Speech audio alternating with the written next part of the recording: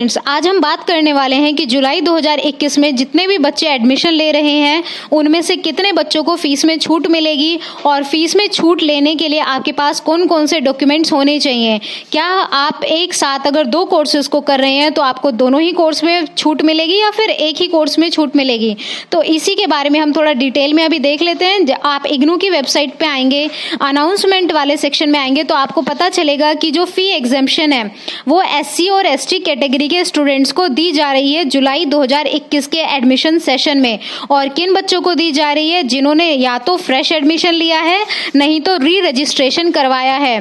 री रजिस्ट्रेशन यहाँ पर बता दें कि क्या होता है। मान लीजिए आपका कोई कोर्स है, आपके कोर्स का टाइम है 1 साल मिनिमम टाइम और मैक्सिमम टाइम आपको 4 साल दिया गया है। अगर आप मैक्सिमम टाइम में उस कोर्स को कंप्लीट नहीं कर पाते तो आपको इग्नू अपॉर्चुनिटी देता है री रजिस्ट्रेशन, यानी कि आपको थोड़ा और टाइम मिलता है कि आप उस कोर्स को कंप्लीट कर पाएं। उसके लिए आपको री रजिस्ट्रेशन यानी कि री एडमिशन वहाँ पर लेना पड़ता है।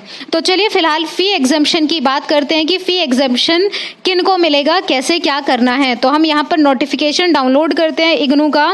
आप देखिए नोटिफिकेशन का जब आप पॉइंट नंबर 1 पढ़ेंगे तो हमें पता चलेगा कि ये कुछ एकेडमिक प्रोग्राम्स में ही बेनिफिट देगी और ये एकेडमिक प्रोग्राम्स के नाम यहाँ पर हैं। अगर आप इस स्कीम का फ़ायदा उठाना चाहते हैं, बेनिफिट्स लेना चाहते हैं तो चेक कर लीजिएगा कि आपका प्रोग्राम इन 75 प्रोग्राम के अंदर ही 84 प्रोग्राम्स के अंदर ही आता हो, तभी आपको वो बेनिफिट दिया जाएगा।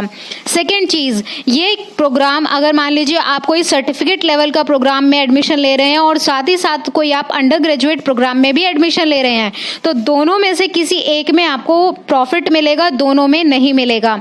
तीसरा, जो SC या ST एप्लीकेंट इस बेनिफिट को लेना चाहते हैं उनके पास एक उनका सर्टिफिकेट होना चाहिए, कास्ट सर्टिफिकेट, या तो स्टेट गवर्नमेंट द्वारा इशू किया गया, नहीं तो सेंट्रल गवर्नमेंट द्वारा इशू किया गया। अगर आप किसी स्पेसिफिक एकेडमिक प्रोग्राम में बेनिफिट्स लेना चाहते हैं तो आपके पास वो क्वालिफिकेशन, एज, वो सारा का सारा होना ही चाहिए जो नॉर्मली उन्होंने अपनी गाइडलाइंस में लिखा हुआ है। SC ST कैंडिडेट्स जो एग्जम्पशन चाहते हैं, छूट चाहते हैं, उनके पास सर्टिफिकेट भी होना चाहिए उनकी इनकम का, यानी कि आपकी जितनी भी अंडरटेकिंग होती है कि आप किसी गवर्नमेंट सेक्टर में काम नहीं कर रहे हैं, आपके पास कोई भी सरकारी प्रॉफिट नहीं पहुंच रहा है, तो ही आपको ये फी एग्जम्पशन मिलेगा।